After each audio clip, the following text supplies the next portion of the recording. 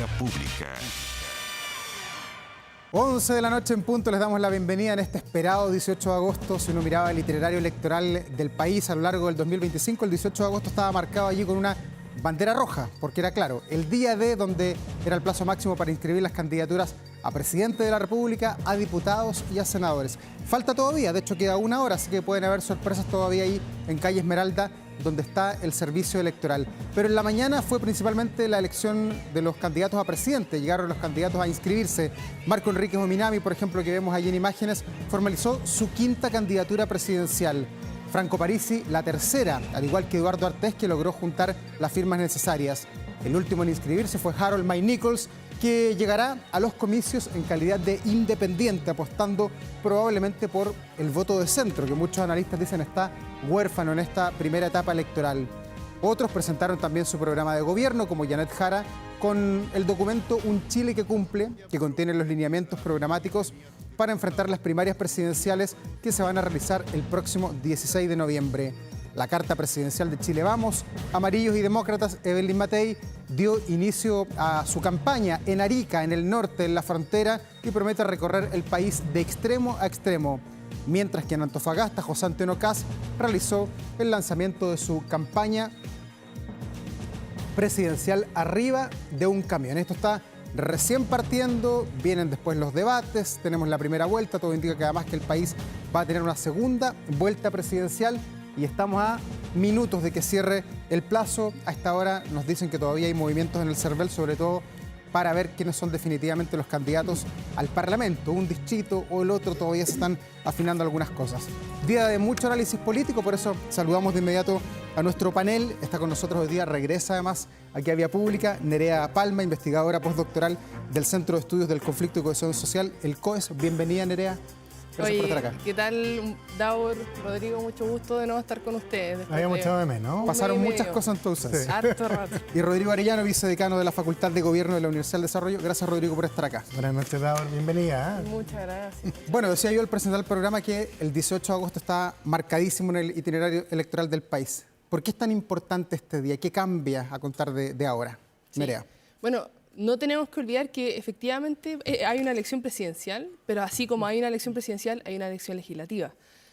Recordemos que el presidencialismo son tres poderes del Estado que en el modelo original de Estados Unidos están en un pseudo equilibrio o intentar estar en equilibrio. En el caso chileno hay debate al respecto, el presidente tiene más prerrogativas legislativas que en otros países, pero el legislativo es tremendamente relevante y por lo tanto tener congresistas, valga la redundancia, en el Congreso que puedan empujar las diferentes agendas de los que pueden ser presidentes de Chile o presidentas de Chile, es tremendamente relevante. Entonces, eso por un lado. Y por otro lado, otra cosa muy relevante y que vamos seguramente a estar hablando durante este programa, es que se ha buscado intentar hacer listas únicas en los dos sectores, en algunos sectores más fallidos que otros, quizás podríamos desentrañar eso, pero eso en sí mismo, esa negociación que quizás ha sido más áspera que en otras ocasiones, en otras elecciones, sin duda alguna que pone en jaque no solamente quiénes van a competir dónde, sino que adicionalmente dentro de las coaliciones qué partidos son los que más pesan y por lo tanto quiénes van a tener más oportunidades de salir electos. Sí, ya vamos a hablar de las parlamentarias, pero en la presidencial, Rodrigo, ¿qué tan importante este día? ¿Cuánto además se puede rebarajar el naipe de aquí a 90 días? Porque las encuestas son uno ve ya quiénes están arriba, quiénes están un poquito más atrás. ¿Se puede rebajar todo a contar de hoy día? ¿Rebarajar todo? Un solo tema antes, que te cometiste, yo creo que hay un pequeño error. No hay tanto movimiento en el CERVEL. Si hoy ya los candidatos se inscriben todos online, o sea, seguramente el CERVEL está en los computadores del CERVEL informáticos, pero hoy en definitiva los partidos lo que hacen es que ingresan dentro de un sistema del CERVEL, los candidatos suben los datos, los papeles, los escanean, los suben. Entonces, ahora el movimiento que se daba habitualmente en el CERVEL, que había mucha gente y las negociaciones hasta última hora, sigue dándose en la sede de los partidos y hacen ya casi todo virtual. Con respecto a la presidencial, sí, es muy relevante, porque parte una segunda etapa en que los candidatos presidenciales van acompañados ahora de un equipo de parlamentarios que en definitiva van a ser los candidatos dentro de las circunscripciones que representan los distritos. Entonces, sin duda, marca el día de mañana la noche de hoy, un antes y un después en la campaña por la estructura que se va a organizar bajo cada comando. Y bajo esa lógica, yo en el fondo hay que destacar que en el fondo hay candidaturas que yo siento que corren con ventajas que otras, son sobre todo aquellas que tienen una estructura parlamentaria o unas listas mucho más conformadas, con más nombres, a diferencia quizás de otros candidatos o que no van con lista o que van con menos candidatos. Por ejemplo, Franco Parisi no va a presentar, tengo entendido, candidatos a lo largo de todo Chile. Me imagino que igual que Eduardo Ortiz y Harold Maynicol, por ejemplo, tampoco va acompañado de una lista parlamentaria. Eso, de alguna otra forma, podría restarle fuerza a la hora de tratar de hacer campaña y llevar su mensaje, sin duda, y en eso corren con más ventaja José Antonio Kast, Evelyn Matei, Janet Jara, que tienen una estructura por detrás completa, y Johannes Kaiser también. Durante varias semanas conversamos aquí de la cantidad de candidatos presidenciales que querían ser candidatos. Finalmente, de los 600 y tanto que intentaron, 8 llegaron a la papeleta, Exacto. 1 o 2 independientes. ¿Qué nos dice así todo tener 8 candidatos a la presidencia de la República? Si uno mira las elecciones más antiguas, máximo era 3, 4 candidatos. ¿Se puede mirar el estado de la democracia a partir de la cantidad de electores o de opciones que va a tener un ciudadano para votar?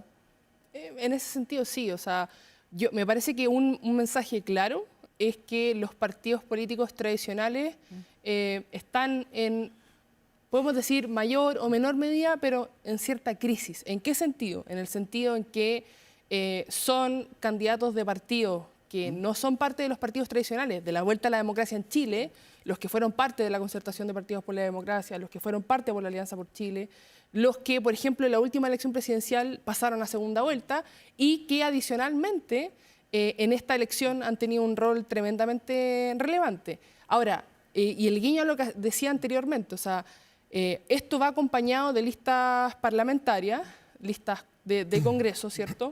Y lo que vemos es que en general las propuestas que están más estructuradas, las que tienen detrás apoyo partidario, son aquellas que en el fondo tienen mayor seriedad, no necesariamente en el sentido de hacer un buen trabajo en el Ejecutivo, sino que de acompañar un trabajo en el Ejecutivo con uno en el Congreso, que ya sabemos por experiencia, no solamente de este gobierno, sino que gobiernos anteriores también, que está muy bien ganar el Ejecutivo para tu partido, para tu coalición, pero si es que eso no va de la mano con un apoyo en el Congreso relativamente relevante, entonces se pone cuesta arriba y hay que ceder en muchas de las propuestas que quizás fueron banderas de lucha en su momento. Rodrigo, ¿qué nos dice el tener 8 candidatos a la presidencia de la República? Y además pongo otro dato, de los 8 candidatos, 5 son reincidentes. ¿Qué pasa con la renovación de la política?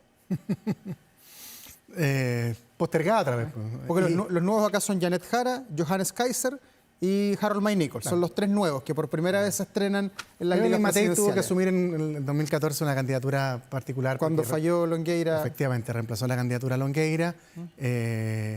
Pero habla quizás de un elemento que puede estar presente en la campaña y que yo tengo la impresión de que debiesen sacarlo a relucir, que es que el país que va a mirar esta elección va a empezar a buscar, yo creo que, bueno, más allá de las propuestas programáticas, por cierto, y los ejes que tomen cada candidato, yo tengo la impresión de que un eje central va a ser candidatos con experiencia, candidatos, entre comillas, probados. Y eso en oposición quizá a lo actual, que en el fondo tenemos una generación que subió al poder, me refiero al Frente Amplio, al presidente Boric, que llegaron al poder sin la experiencia política que quizás tienen otras figuras. Entonces, yo tengo la sensación de que el electorado también va a apostar por candidatos con experiencia, ya sea o que hayan sido candidatos o que hayan tenido experiencia importante en lo público. Entonces, si bien uno le gustaría que hubiese más renovación, a nivel presidencial uno prefiere ir por la segura, en el fondo, por un candidato probado. Lo que da este número, Davor, al menos desde la perspectiva de la distribución de los votantes, es que seguro van a tener segunda vuelta. Eso no cabe la menor duda. Con 8 candidatos vamos a tener un escenario muy similar al de las últimas 2 elecciones, que hemos tenido candidaturas con más de candidatos de los que estábamos habituados al retorno a la democracia. Y el otro elemento importante, mezclándolo inmediatamente, es que vamos a tener el que gane, el candidato que gane, va a tener un Congreso otra vez fragmentado, porque hemos visto que los pactos electorales de alguna forma reúnen aproximadamente a 18, 20 partidos políticos, que sin duda va a ser un problema para el próximo presidente que gobierne, porque más allá de si es o no relevante el Congreso, usando la frase de José Antonio Kast de la semana pasada, va a tener que llegar a acuerdos, va a tener que avanzar en proyectos de ley importantes, va a tener que buscar consenso si quiere, por lo menos la agenda legislativa, tener ciertos avances para poder de alguna forma cimentar su programa de gobierno. Hoy día en la puerta del CERVEL todos los candidatos decían que pasan a segunda vuelta, a pesar de que uno mira las encuestas y algunos que marcan 1 o 2%. ¿Pueden ellos tener posibilidades de pegarse un gran zarpazo? Por ejemplo, Harold May Nichols, que tiene 1%, llegar a 30% de aquí a 90 días, ¿o sería un milagro en la teoría política? Bueno, sería un milagro. O sea, una de las cosas que hay que tener en consideración con la encuesta es hacer comparación de encuestas. O sea, si más o menos todas las encuestas o varias encuestas están apuntando hacia algún lado y tienen diferentes métodos de muestreo o eligen su muestra de manera diferente, es probabilística o no probabilística, entonces quiere decir que hay algo por ahí. Ahora, un segundo punto relevante con respecto a eso, y haciendo alusión a lo que decía Rodrigo, yo efectivamente creo que hay una parte del electorado que va a elegir la experiencia a la hora de hacer su voto. Pero también creo que hay una parte importante del electorado que está, y por decirlo de manera muy coloquial, chata de la política y que va a tener que votar igual porque el voto es obligatorio. Entonces va a buscar opciones que sean personas relativamente nuevas o que le suenen como más nuevas que candidatos tradicionales o de partidos políticos tradicionales, porque cree que la política debe tener un nuevo renacer, ¿cierto? Con, si miramos las encuestas, el desprestigio del Congreso, que nadie se identifica con los partidos políticos y que no hay confianza con los partidos Desde ese políticos. punto de vista, ¿tú crees que hay menos espacio para el populismo en esta elección presidencial? Yo creo que hay espacio para más populismo. Para más populismo, a pesar de que se busca experiencia, que es lo que me dicen ustedes. O sea, yo creo que hay una parte del electorado que va a buscar experiencia, pero yo creo que eso está muy asociado, en este momento no lo puedo probar, pero esa sería mi hipótesis, muy asociado con nivel socioeconómico y también con nivel de ingreso y con educación y con edad. Me atrevería a apostar ahí, esa sería mi hipótesis, pero también me parece que hay otro electorado de características diferentes que no está de acuerdo con que las mismas personas o los mismos rostros estén gobernando porque desde su punto de vista la política o el sector político lo ha hecho mal independientemente que sea izquierda o derecha.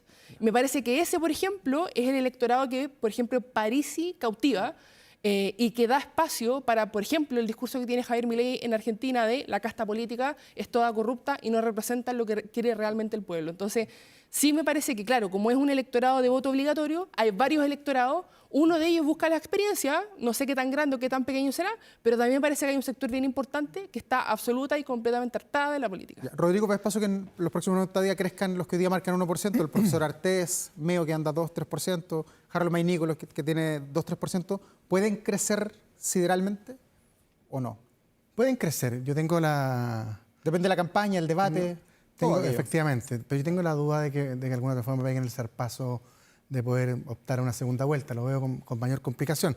Esta campaña, y lo que hemos visto, se ha destacado mucho más que por los programas o los aciertos, las sensaciones, por los errores de los candidatos, que finalmente eso de alguna otra forma ha marcado la estructura de los votantes o las percepciones de cada uno para marcar inclinación. Entonces, es probable que acá en noviembre, a la fecha de elección, algún candidato de los que están en la pole position, podemos denominar José Antonio Caz, Janet Jara o Eric Matei, cometa un error tan profundo que pueda lograr que algunos de los candidatos independientes que están marcando menos de 2 dígitos pueda crecer. Yo lo veo difícil. Ahora, ¿las encuestas se pueden equivocar? Sí, se pueden equivocar. De hecho, acabamos de ver en Bolivia, que nadie daba, que la derecha pasaba con los 2 candidatos y hoy compite con los 2 candidatos después de casi 20 años de izquierda. Entonces, y todas las encuestas decían otra cosa. Yo confío mucho del sistema chileno. Creo que lo que dicen es cierto. Aquí tenemos distintas encuestas, sistemas diferentes, aleatorias, de terreno, paneles. Y en general casi todas están marcando cierta tendencia. Entonces, salvo que haya un error importante, salvo que cambien las circunstancias de aquí a noviembre, veo poco espacio para tener una sorpresa el 16 de noviembre entre los que están dando vuelta la punta de todas las encuestas. Y a la hora de buscar la preferencia del elector, ¿cuánto influye el despliegue que puedan tener hoy día los candidatos? Evelyn Matei estaba en la mañana en Arica, José Antonio Caz en Antofagasta, Janet Jara dijo que comienza una gira por Chile de 26 o 27 días, pero hay otros que dicen que no tienen ni uno, como Johannes Kaiser. ¿Cuánto puede influir eso de no tener plata para desplegarse territorialmente en una presidencial? El trabajo territorial es tremendamente clave. O sea, recordemos en la elección presidencial anterior, el millón de puerta a puerta que Carol Cariola y en general el Partido Comunista empujó por la campaña de Boric.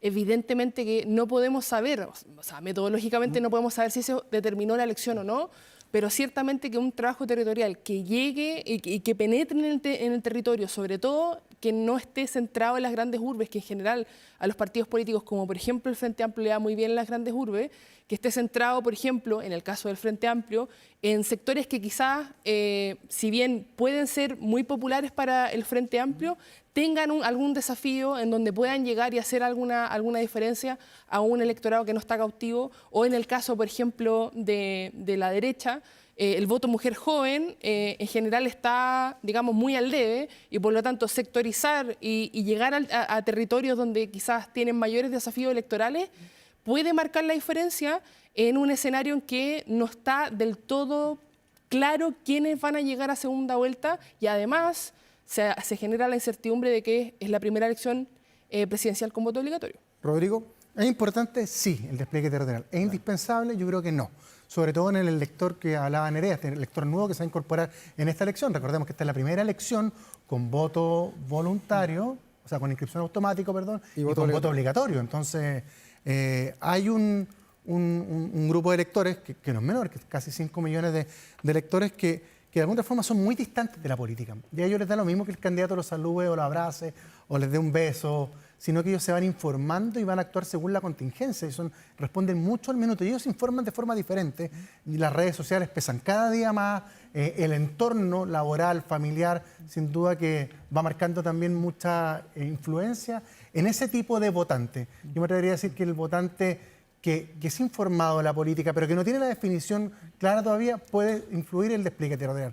Pero cada día pesa menos frente a otro tipo de comunicaciones de carácter política. Y las redes sociales son muy... Tuvimos un candidato en la última elección, no lo olvidamos, que no estuvo en Chile, que solamente hizo campaña por redes sociales y que, bueno, era con voto voluntario, obtuvo un 13% de los votos. Ahora cambió eso, ahora el voto va entre un 5 millones más de electores, y eso puede cambiarse estas lógicas de hacer campaña. Por eso digo que por eso es tan relevante los 183 nuevos embajadores que va a tener cada comando, de los que tienen lista parlamentaria completa, porque además van a permitir amplificar ese despliegue territorial de los candidatos. Ya, el despliegue territorial, entonces, tienen mirada, dísmelo usted respecto a la importancia. El programa, ¿cuánto importa? Porque hoy día estuvimos hasta último minuto, si es que Janet Jara incorporaba ciertos elementos a su programa de gobierno. ¿Eso finalmente hoy día los ciudadanos del siglo XXI, del 2025, lo miran, lo ponderan, o es más un debate entre periodistas y políticos?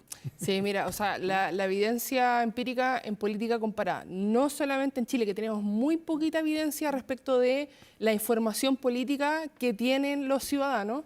Hay una encuesta CEP del 2010 que analizó Carolina Segovia, donde ella ve que básicamente hay un bolsón muy chiquitito de personas que tienen un alto conocimiento de la política y el resto muy, muy bajo, que se condice con lo que pasa en otros países del mundo. O sea, esto no es un problema de Chile. Entonces, si tenemos eso en consideración, lo que nosotros vamos a pensar es que en general las personas no revisan el programa de los candidatos antes de votar. Pero sí hay atajos informacionales importantes, y esto está súper estudiado en opinión pública.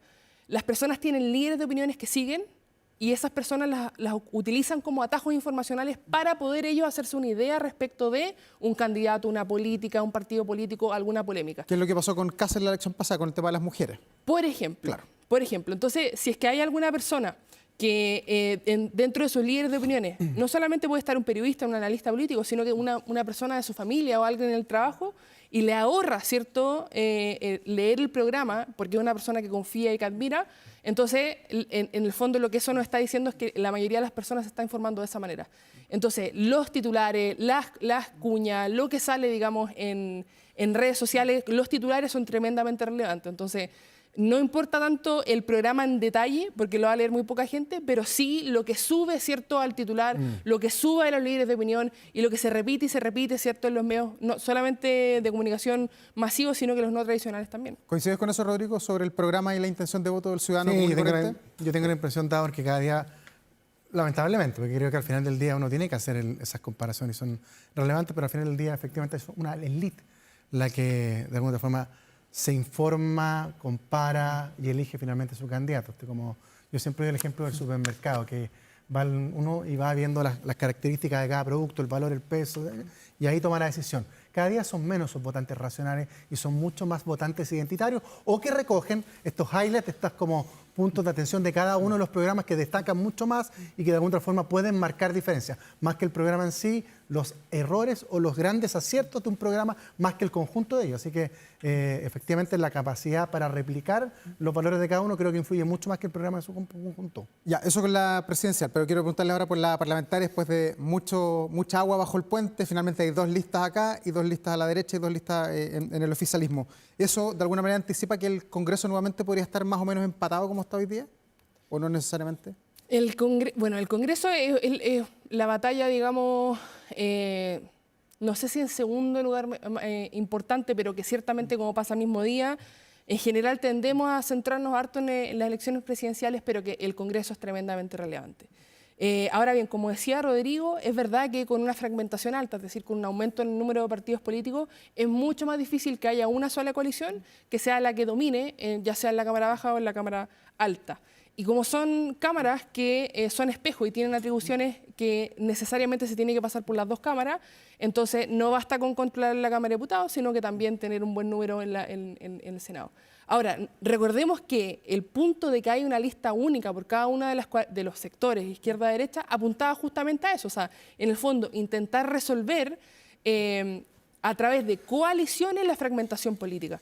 No ha funcionado del todo, me parece que en general la derecha va más fragmentada que la izquierda, pero que la izquierda también va fragmentada y también desperdició una oportunidad relevante. Ahora, que son programas diferentes, quizás están apuntando a programáticas diferentes, es verdad, pero lo que vamos a ver como respaldo a lo que decía Rodrigo es una fragmentación alta y por lo tanto muchos de los programas que nosotros estamos viendo y estamos discutiendo y quizás no necesariamente se van a promedio van a tener que ceder en muchos de los ejes relevantes porque justamente no van a poder hacerlo. Un ejemplo concreto, el caso por ejemplo si es que Janet Jara sale presidenta, el salario de 750.000 pesos por muy paulatino que sea su implementación, ¿sí? ¿Cierto? En un Congreso con la cantidad de partidos políticos que tenemos y sobre todo si es que la oposición hace un buen trabajo no solamente territorial sino de votos, eso es una de las primeras cosas que va a tener que ceder el actual oficialismo. ¿Se observa algún ganador, Rodrigo, desde tu punto de vista, tanto a la derecha como a la izquierda, en la negociación final, que fue tan mediática además, de los partidos por los cupos y todo aquello? Yo creo que es muy prematuro, Dado, porque en el fondo se habla mucho de, oye, la democracia cristiana al final tiene 30 cupos, la UDI sí. Renovación 50 y tantos. Hay que ver la elegibilidad de cada de esos cupos, porque en el fondo es distinto ver, más que numérico, en qué sector van, ver la incumbencia que está en ciertos distritos. Eso creo que vamos a tener mañana más información para poder determinar el ganador. Lo que sí creo que no hay ganadores esta noche, porque ni el oficialismo, que planteó la posibilidad de ir a una lista unida, logró finalmente llegar a buen puerto, ni en la oposición, que se farrió una posibilidad histórica de ser mayoría en el Senado y en la Cámara de Diputados, finalmente también van separados, también resultan, no tienen ganadores. En el fondo, hoy lo que te dicen todos los números y todas las encuestas es que si la centro derecha, me refiero a Chile Vamos, el Partido Republicano, hubiesen ido a una sola lista, es muy probable, dada la correlación de votos presidencial a parlamentarios, que hubiesen tenido mayoría en el Senado y en la Cámara de Diputados, cosa que no se había dado nunca. Pero hoy con esta fragmentación eso está en duda, está en jaque. Ahora, abre un espacio la posibilidad de que el oficialismo también vaya fragmentado, no en la misma proporción, porque en el fondo son listas o pactos parlamentarios que pesan distinto. El pacto del Partido Acción Humanista con los regionales verdes pesa menos que el pacto del Partido Socialista, el Comunista, el Frente Amplio. En cambio, los pactos de la oposición son bastante más similares en cantidad de representantes y peso, por lo tanto, eso puede, de alguna forma, fragmentar más la votación del oficialismo y poner en jaque, y vamos a ver qué pasa esta noche, si es que hay acuerdos en algunas senatoriales, que tengo entendido que al menos en 2 habría acuerdo, que era Arica y Aysén, y estaba en discusión Siquico y Atacama. Entonces, eso también va a marcar mucho y eso lo vamos a ver mañana a primera hora. Ya, pero es un mal augurio que hayamos visto que las derechas no se pudieron poner de acuerdo, que Chile Vamos con Republicanos, no hubo caso que se dieran la mano en muchos distritos, pensando en que hoy día José Antonio Caz es el que está liderando las encuestas. Si llega a ser presidente de Chile, ¿cómo va a gobernar con 2 coaliciones que no se ponen de acuerdo ni para un diputado en un distrito? Es que no es tan relevante. No, yo creo que no. Yo tengo la sensación de que, claro, aquí hubo una farra de responsabilidad, me imagino, compartida. Yo entendí que Chile Vamos hizo todos los esfuerzos para poner la presión para que el Partido Republicano cediese y pudiesen llegar a un acuerdo. Vamos a ver 16 de noviembre de cuánto hay que lamentarse o no, pero al menos desde la perspectiva pasada, en la última elección de gobernador regional, efectivamente significó una merma para la oposición y tengo la sensación de que aquí vamos a ver algo similar. Tendrá que gobernar con un Congreso distinto al que hubiese tenido que gobernar Evelyn Matei o José Antonio Kast si es que hubiesen logrado ir a una lista parlamentaria. Yo creo que aquí se perdió la centro-derecha una oportunidad histórica, pero habrá que ver el resultado. Tienen la suerte de que finalmente el oficialismo hubiese ido en 2 listas, porque si hubiesen ido en una, el resultado sería muy distinto al que probablemente sea el 16 de noviembre. Ya. Nerea, ¿por qué continuamos viendo muchas figuras de la televisión hoy día en las listas parlamentarias? Lo vimos en las municipales, lo vemos nuevamente en el Congreso. Hemos tenido malas experiencias, han terminado algunos parlamentarios dando explicaciones ante la justicia, otros en medio de escándalo, pero la política sigue recurriendo a ellos. ¿Son cartas seguras siempre o a pesar del desprestigio de la política logran en el fondo zafarse de toda esa mala fama que tiene el ser diputado o el ser parlamentario? Esa es una gran pregunta, Davor, y te la agradezco. La voy a ocupar en clases de análisis electoral y opinión pública, porque el sistema electoral que tenemos actualmente es un sistema electoral proporcional, clásico, D'Hondt o de Hont. Sí. Eso implica que el primer reparto que se hace a través de cada distrito, por ejemplo, analicemos las elecciones de diputados, en cada distrito primero se hace por lista. Entonces, lo que tú quieres como lista es que tu lista tenga la mayor cantidad de votos. No importa en este primer momento que se hace repartición primero por lista, quién tiene más votos. Pepita, Luchita, Juanito, da lo mismo. Pero lo importante, número uno, es que la lista tenga la mayor cantidad de votos, porque los escaños se reparten por listas, a pesar de que nosotros, electores, votamos por individuos, no votamos por la lista completa. Claro. Entonces, lo que tú quieres como lista es que tu lista tenga la mayor cantidad de votos posible. Figuras de la televisión, personas famosas, son nombres conocidos que tú lees en la lista y por lo tanto puedes votar por esa persona. ¿Te suena? Ya. Y puedes votar por esa persona y ese voto se suma a esa persona, pero primero va a la lista. Y eso ayuda a que otras personas de la lista, que quizás son menos conocidas, también salgan electas.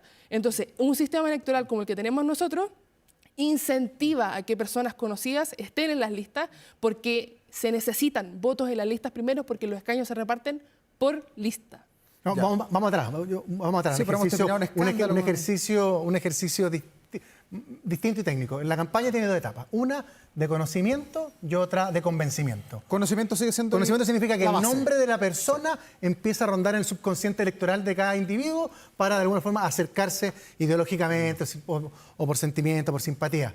Y las figuras de la televisión, que han tenido un gran conocimiento, rompen esa barrera. Ya son conocidos, por lo tanto, se saltan esa etapa y van al del convencimiento. Tenemos al presidente de la Cámara de Diputados, po. El El diputado Castro, po. Sí. Ah, perfecto, Sí, efectivamente. Era el veterinario de la tele. Efectivamente, ¿no? Y varios experimentos. Pero a otros le ha ido mal. En la convención, la primera mayoría lo obtuvo también el abogado de la televisión de los matinales. Exacto. Stingo. Claro, Daniel Stingo, que después envejeció muy rápido así su participación en política, pero ellos, el profesor Silva, pero ellos rompen efectivamente esa primera barrera, en el fondo, de una campaña, que es el conocimiento. Entonces, para los partidos políticos es muy atractivo incorporar. Claro, la idea es que también incorporen personas, y ojalá no solamente ellos, sino que todos que tengan personas probas, con conocimiento, que vengan a subir un poquito el estándar de la política, porque si hay algo que Nerea ha dicho, es este alejamiento de la gente de la política justamente por los resultados, por el descrédito, por los malos parlamentarios, por la falta de acuerdo. Yo creo que en parte también es por la calidad del Congreso. No vamos a decir nombres nada, pero hay efectivamente un Congreso que no logra acuerdos, que vemos peleas todo el tiempo por la tele, es producto también de que hay parlamentarios que no tienen quizás la formación debida o la calidad como parlamentarios para poder hacer su pega como corresponde.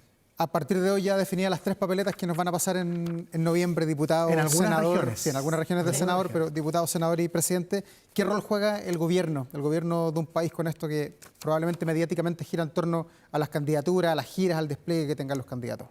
Sí, el gobierno en este sentido pasa un poquito a un segundo plano, porque en la medida en que hay una elección, sobre todo presidencial y legislativa, evidentemente que la noticia de la semana va a estar mediada en la mayoría de los casos por lo que dijo un candidato, qué le contestó el otro, qué una persona dijo, no, a mí no me parece. O sea, en el fondo la noticia política, la cuña, se la van a llevar las elecciones, sobre todo en estas elecciones que tenemos 3 candidatos que pareciesen estar y se suma un cuarto. Quizás Parisi también se empieza a subir al podio.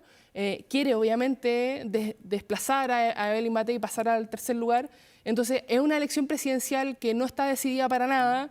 No hay ningún candidato que tenga una ventaja abrumadora en todas las encuestas y que por lo tanto sea un papel fácil para los partidos, para las coaliciones. Entonces hay incentivos para que los candidatos salgan a desmarcarse, salgan en los medios de comunicación y por lo tanto el rol del gobierno pase a un segundo plano. Y quizás en este caso, como es un gobierno que no es enteramente popular, y sabemos que muy difícilmente las personas que siempre han votado por el Frente Amplio se cambien, ¿cierto? Y voten, por ejemplo, por la derecha. Es posible, ¿cierto?, que el gobierno pueda darle un respiro a la candidatura oficialista de Jara y no asociarla, ¿cierto?, a errores pasados que ha cometido el gobierno, que obviamente se resaltan en las candidaturas de oposición. Por ejemplo, hoy día en la presentación del programa de José Antonio Kast, obviamente salió a discutir con Janet Jara justamente porque ese es su papel, o sea, en el fondo, claro, intentar distanciarse de ella. Entonces, el papel del gobierno ciertamente es un papel más secundario, que debiese ser más secundario, y que a través de noticias como que fue parte del pacto electoral, evidentemente que no le hace ningún favor al oficialismo en esta campaña. Rodrigo, ¿el gobierno debe ser solamente garante a esta altura? ¿Quedan 6 meses y medio de gobierno del presidente Boric o debe tener otro rol en este periodo electoral? Diferencias sí hay. En primera vuelta no, pero en segunda vuelta hemos visto que las diferencias que tiene José Antonio Kast o Evelyn Matei con Janet Jara, si es que se hace escenario, son bastante amplias. Hay un problema que tiene la candidatura de Janet Jara, de que hasta el minuto tiene un techo, y esa diferencia en segunda vuelta con los dos candidatos es bien grande. Entonces no están, en primera vuelta, claro, hay 8 candidatos y está muy fragmentada, pero en segunda vuelta Janet Jara no logra superar el techo del 35% y se distancia tanto Kast como Evelyn Matei. ¿Qué va a hacer el gobierno de la presidencia? Eso ya no lo digo yo, sino que lo dice la ley, lo ha repetido en innumerables oportunidades la Contraloría General de la República, pero las últimas semanas, y en eso creo que hay que levantar ese punto, yo creo que este gobierno está confundiendo el rol de presidencia con participación activa. O sea, las críticas que hemos visto, los llamados lista única, las críticas a José Antonio Kast y a Evelyn Matei por parte de ministros de Estado, me refiero particularmente a la vocera de gobierno y al ministro de Álvaro Elizalde, están desde mi perspectiva al límite de lo que tiene que hacer un gobierno, si no es que pasó el umbral. Lo que debe hacer el gobierno son 2 cosas: presidencia, informar a la ciudadanía, y si quiere que le vaya bien, hacer un buen gobierno, porque hoy en día el gran problema que tiene Janet Jara, además, bueno, de los problemas que hemos visto en su campaña, es que tiene un gobierno que tiene una aprobación muy baja, en torno al 30-35%, que es básicamente la correlación que tiene votos ella. Entonces, si ellos quieren apoyar a la candidatura de Janet Jara, que me parece legítimo, porque en la continuadora tienen que hacer una buena gestión, empleo, seguridad, porque de esa manera puede ir creciendo Janet Jara. Yo no veo otra posibilidad para ayudar que justamente enmendar el rumbo de las políticas en seguridad y en economía. Rodrigo Nerea, se nos pasó volando este 18 de agosto, tan esperado por todo el mundo político. Gracias por estar acá. Un gusto tenerte de regreso, además, como cada semana. Muchas gracias. ¿Ya? Nos vemos entonces la próxima. Nos vemos. Semana. Gracias. Nos vemos. Muy buenas noches. Bueno, y seguimos monitoreando la política en este día tan importante de inscripciones de candidaturas. Estamos con alguien que es actual parlamentario y que va a la reelección por el Distrito 7, representando a Valparaíso y otras ciudades. Arturo Barrios, gracias por estar acá esta noche. Hola, buenas noches. De verdad, un día importantísimo para la democracia en nuestro país, pues se inscriben los pactos, se inscriben las candidaturas presidenciales. De verdad que uno no, además siendo candidato, uno no puede más que estar contento y con ganas y disposición. Ya, va a tener harta competencia en esta reelección. Compite Sí, claro. con Tomás de Rementería, Sí. compite con Jorge Charpe en Valparaíso. ¿Va a estar quizás ahí la madre de todas las batallas en el Distrito 7 o no? Yo creo que es un distrito que concentra alta tensión, por decirlo de una manera, además la senatorial, ¿no?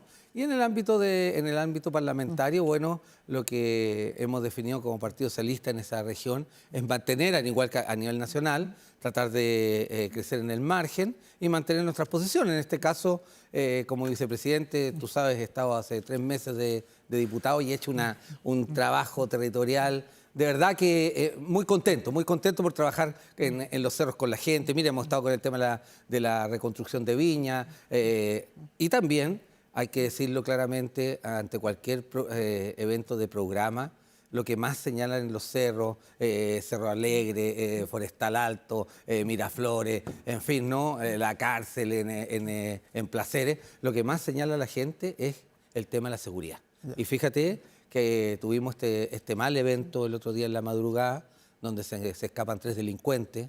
Eso no puede ocurrir. El otro día también en la cárcel de Valparaíso había una persona, un delincuente del Tren de Aragua, que nadie sabía quién estaba y la PDI lo pudo localizar. Entonces, de verdad, uno dice, bueno, hay que dar una pelea frontal contra la delincuencia, pero para eso se necesita el ejercicio pleno del Estado de Derecho y saber quiénes son. Por eso presenté una moción parlamentaria, modestia aparte, de que los registros de ADN también pueden ser solicitados por Gendarmería para poder tener de una u otra manera saber. Hay 1.221, este canal lo dijo, 1.221 presos en cárceles chilenas, extranjeros presos en cárceles chilenas, que nadie sabe quiénes son. Entonces, no puede ocurrir. Por suerte, detuvieron a este sicario que se había escapado de Chile. Esto tiene que ver con la labor parlamentaria, pero yo le quiero preguntar por las inscripciones, que es lo sabroso del día de hoy. Pues. ¿Cuáles son las expectativas del oficialismo ahí en Valparaíso? Porque se le dice es el bastión del Frente Amplio del oficialismo, tienen al gobernador, varios alcaldes emblemáticos. ¿Con cuántos diputados se quieren quedar ahí en el Distrito 7, por ejemplo? Bueno, nosotros tenemos hoy día una mayoría parlamentaria,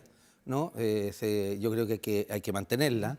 Nosotros en esta oportunidad vamos con una sólida lista al Parlamento y en este caso, bueno, volver a ser parlamentario y hay que esforzarse por aquello. Yo creo que no, aquí los bastiones no son de nadie, aquí está en disputa y esa disputa hay que darla de cara a la ciudadanía y de frente a los vecinos y vecinas. Y eso es lo que hay que ver en estos meses en adelante y para eso tenemos una buena candidata presidencial que hoy día también ha presentado un programa, ha presentado nuevas vocerías y en el caso parlamentario, bueno, tenemos, al menos el Partido Socialista, tenemos una gran persona que es José Miguel Insulza que va a disputar la senatorial. Y él no está haciendo turismo importante. No está haciendo turismo electoral. Yo creo que no. Porque fue senador por Arica, ahora por Valparaíso.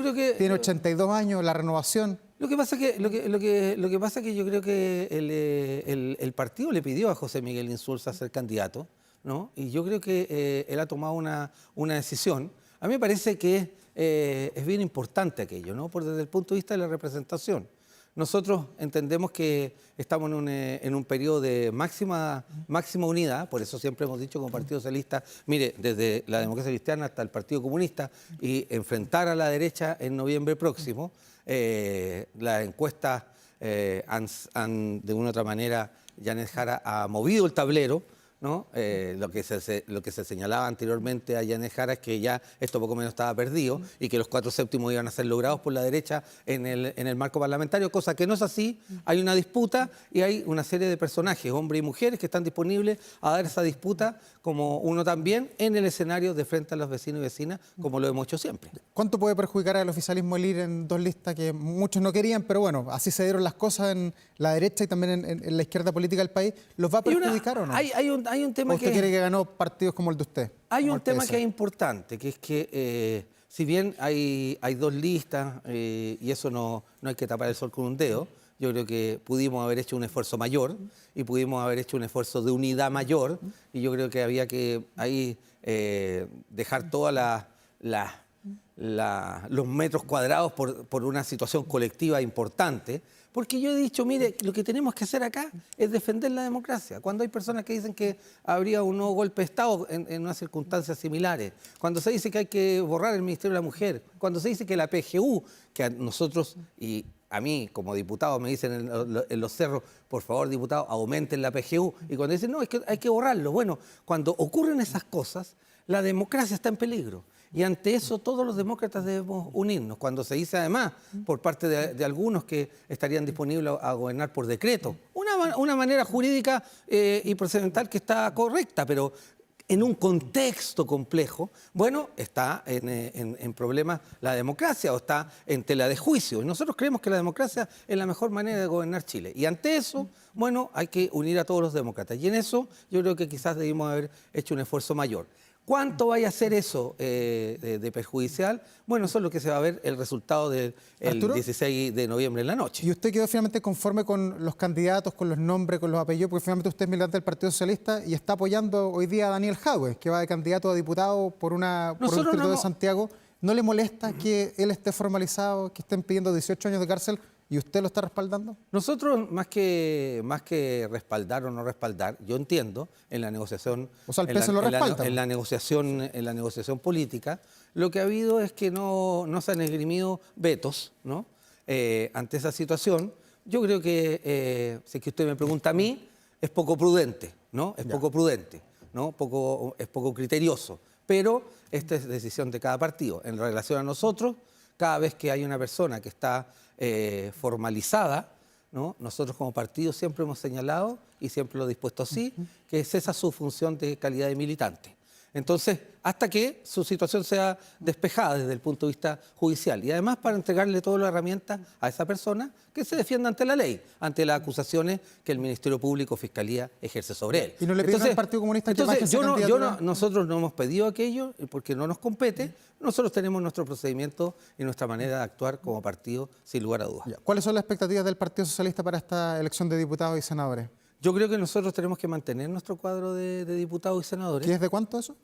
Nosotros tenemos hoy día 7 senadores y una cosa importante, nos faltaban hombres en la lista de senadores y en el marco de los diputados tenemos 13 representantes, ¿no? Que nosotros pretendemos mantener y acrecentar.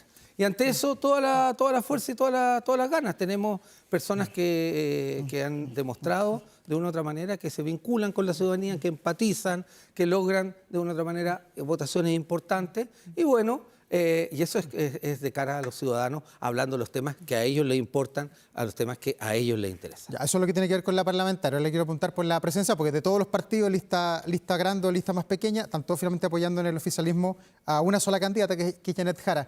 ¿Está conforme usted con el ritmo de la campaña, con este repliegue que ha tenido la candidata que ha dicho va a recorrer Chile y no va a ir más a foro, por lo menos en el corto plazo?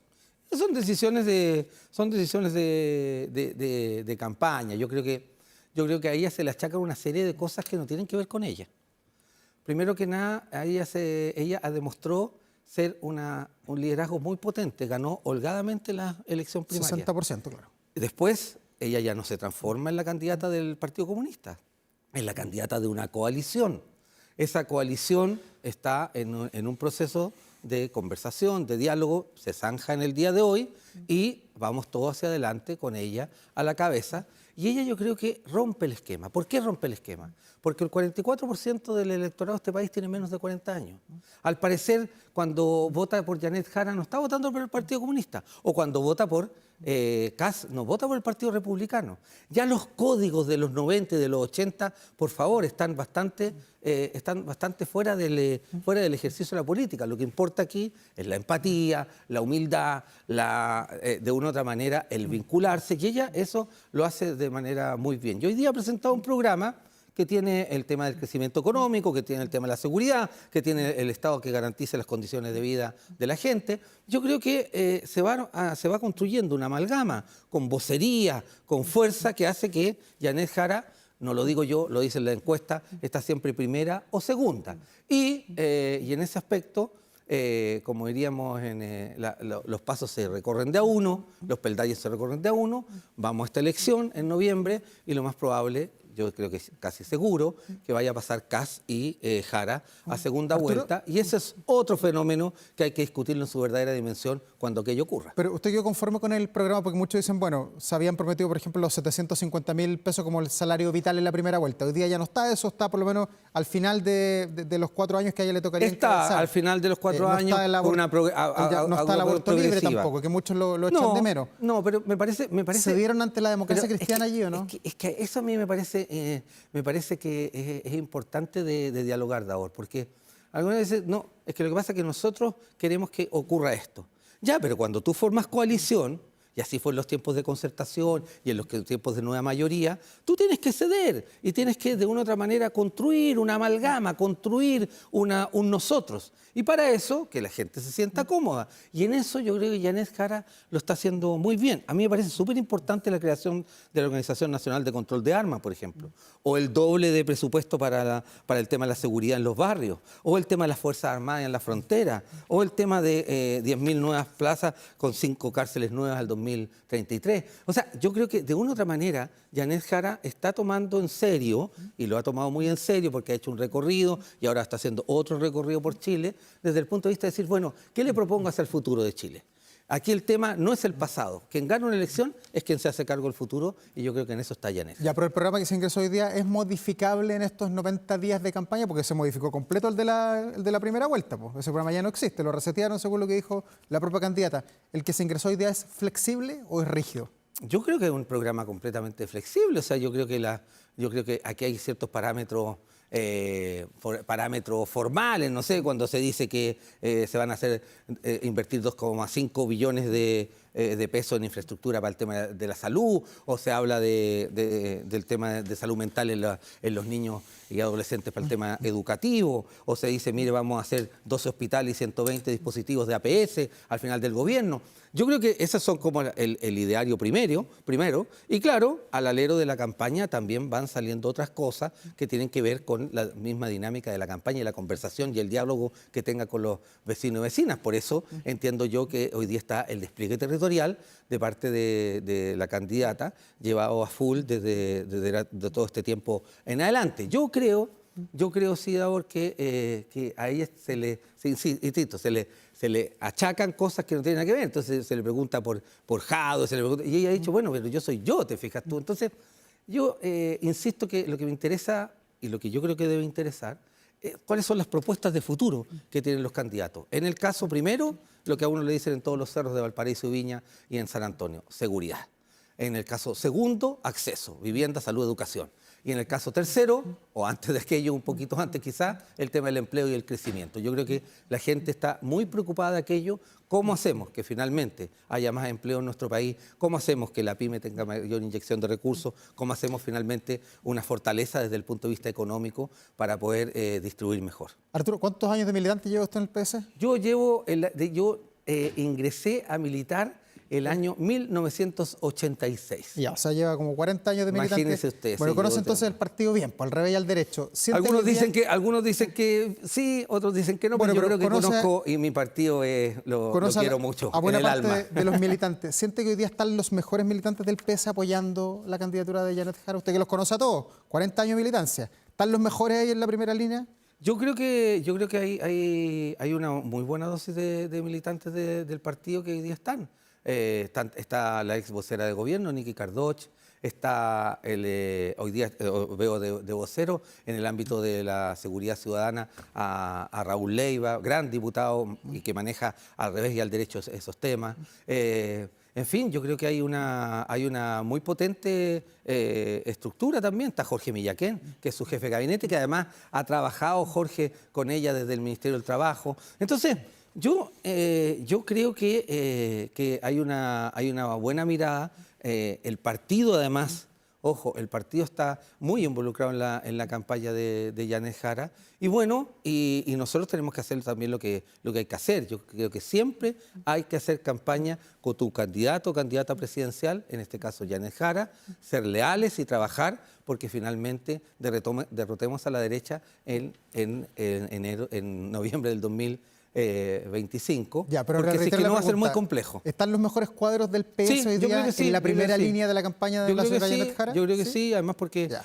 los otros cuadros están en el ámbito parlamentario y los ámbitos también están en el ámbito del quehacer político que es fundamental. Acordarse que nosotros tenemos muy buenos cuadros y muy buenos ministros, ministras, en fin, en el quehacer del gobierno del presidente Boric. ¿Cuánto se puede remontar de aquí a 3 meses? Porque faltan 90 días más o menos para la elección. Hoy día uno mira las encuestas, usted lo decía, Janet Jara está primero, está segunda, todos dicen que pasa el balotaje, pero no rompe la barrera del 30%, que es más o menos la misma aprobación que tiene el presidente Boric. ¿Cómo se hace? Porque con eso no alcanza para ser presidente de Chile. Yo creo que lo que nosotros tenemos que hacer, y lo he dicho en este programa en situaciones anteriores, nosotros tenemos que ir hacia los sectores medios y tenemos que ir hacia los sectores jóvenes.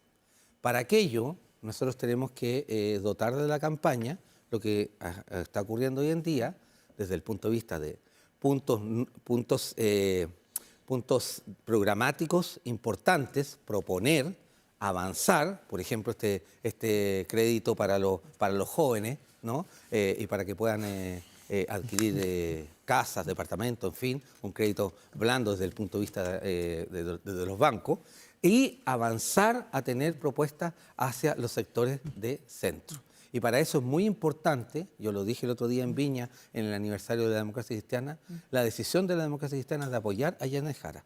¿Por qué? Porque finalmente te abre espacios que no tienes hoy en día. Tú lo dices bien, con el 30% no es el 50 más 1. Y para gobernar Chile necesita el 50 más 1.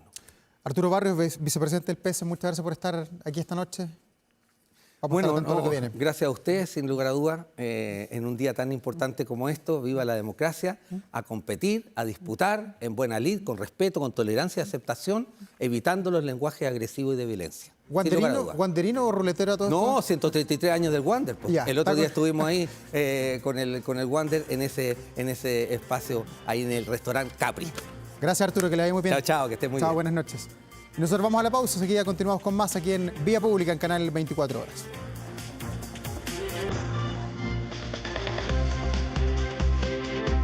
Con 57 minutos ya estamos de vuelta terminando este Vía Pública de día lunes, muy pero muy político. Quedan 3 minutos para hacer cualquier cambio de los partidos políticos para definir las candidaturas a diputados, a senador. Hubo movimiento hasta última hora. Los candidatos presidenciales en la tarde o bien se inscribieron o fueron a entregar ya sus programas de gobierno, que ahora serán ustedes, los ciudadanos, que tendrán que ponderarlos para decidir a quién darle la preferencia en noviembre. Pero hay más noticias, no todo es política. Veamos lo que publica a esta hora nuestro portal 24horas.cl, porque hemos estado atentos a lo que está pasando en el norte de Chile.